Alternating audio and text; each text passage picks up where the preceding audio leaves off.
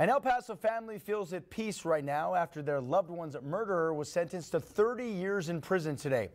Nicholas Negrete Peters was convicted of murder last Friday for shooting and killing Dimitri Aaron Pacheco in 2018. Peters was also found guilty of aggravated assault for shooting his brother, who survived.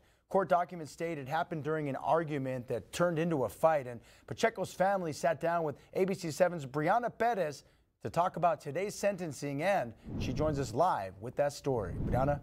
Paul, the victim's family told me they didn't get a chance to say goodbye, and after waiting nearly 5 years for justice, they say today is bittersweet. It is a day I think that we should be enjoying with our family and taking our kids or nephews and nieces, out trick-or-treating as a family. And here we are, at least we're dealing with the, getting that closure from and getting that justice for our brothers. So it's a bittersweet moment today. In tears, loved ones gathered to remember Dimitri Aaron Pacheco. They described him as a caring brother and son who enjoyed spending time with his family and whose smile lit up the room. His smile and his laugh. Everybody can remember his laugh. 5 years after his death, his sister, Wendy Moreno, says she wishes she had more time with him. I think most I would just give him a hug. Just cherish those couple of seconds, minutes, whatever it would be, with him one more time. The jury sentenced Nicholas Negrete Peters to 30 years for Pacheco's murder and 15 years for the aggravated assault against Peters' brother, Jonathan Peters.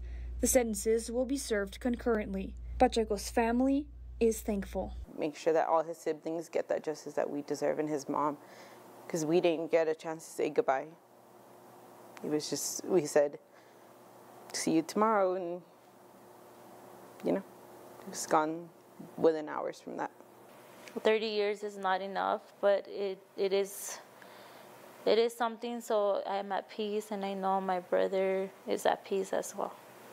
The family, however, is questioning the judge's decision that allowed Peters to go home on bond to get his affairs in order and spend his last 2 days with his family before his sentencing. Oh, that was hurt. Felt like a slap to the face, because did he give the time, say, hey, before I shoot you, go say bye to your family? No. Should a convicted murderer be able to walk right back out into this community? And the district attorney's office is set to hold a press conference tomorrow at 10:30 a.m. following victim impact statements. You can hit on ABC7 to bring you the latest updates both on air and online at kvie.com. Paul.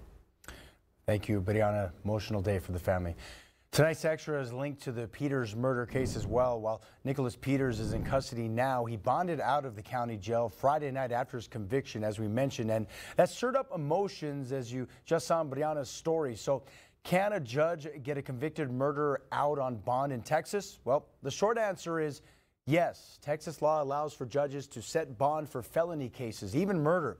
Judges are not required to revoke bonds after conviction. The case is still considered open until final sentencing. And in Friday's court transcripts obtained by ABC7, the court put restrictions on Peters that included staying at home, no partying, and staying away from the victim's family. The transcripts read that the judges said, in part, quote, "This is the hardest hinge to, believe it or not, to fashion a bond order that would allow this individual to get his affairs in order, spend his last 2 days with his family, and trust that he will show up and not commit another offense." The court also said that they do not have a crystal ball to tell if Peters would return. Also adding that his previous cooperation with the probation requirements was a good indicator. It worked out for Peters. He came to his sentencing without any trouble, but that wasn't the case for a Houston judgment in April when 20-year-old Daniel Medrano bonded out after he allegedly killed a man for his jewelry. Houston police say Medrano killed another man a few weeks later during another robbery. Medrano is now in custody. ABC7 reached out to the 243rd District Court and the Assistant District Attorney during the course of the trial, and both declined to comment.